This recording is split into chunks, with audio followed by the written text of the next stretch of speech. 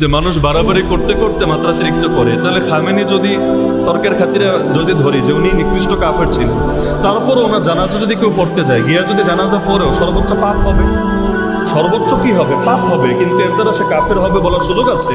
অথচ এই ফতোয়া বাংলাদেশে দেওয়া হয়েছে যে এই হুজুররা যারা গিয়েছে সব কাফের হয়ে গেছে, ওদের বাংলাদেশে ঢোকার আগে নতুন করে কালেমা পড়তে হবে। নাউযুবিল্লাহি মিন যালিক, চরম বাড়াবাড়ি। প্রশ্ন, খোমেনি তো শিয়া, সে মুসলমানদের উপর জুলুম করেছে, কিন্তু তার জানাজায় বাংলাদেশের প্রতিনিধি দল শরীক হয়েছে কেন? এটা কতটুকু গ্রহণযোগ্য?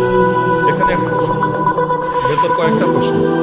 এক নম্বর হলো, খোমেনি বা খামেনি যে শব্দই বলেন, তিনি শিয়া যদি সন্দেহ করেন, কখনো তিনি বলেননি যে আমি সুন্নি। অবশ্যই শিয়া, শিয়া মানে হলো দল। আর শিয়া মূলত শিয়া তো আলী রাদিয়াল্লাহু দল। মানে ওই জামানায় যখন ভাগ হয়েছিল, ওই সময় এক দল গেল আলী রাদিয়াল্লাহুর পক্ষে, আর এক দল ওসমান এবং মুয়াবিয়া রাদিয়াল্লাহুর পক্ষে, দুইটা দল হয়ে গেল।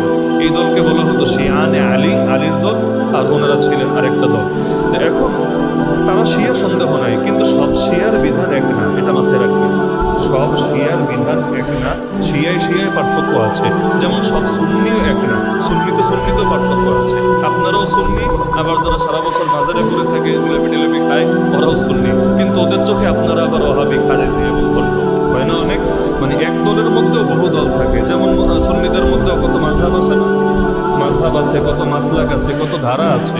এমনকি এক দল আরেক দলের মুসলমান মনে করেন, এমনও বহু দল এক বাংলাদেশের মধ্যেও আছে, সুন্নিদের মধ্যেও আছে। তাহলে শিয়ারাও সবাই এক না। মজার একটা ব্যাপার, আমি নিজে ওই ভিডিওটা দেখেছি আর বহু বছর আগে।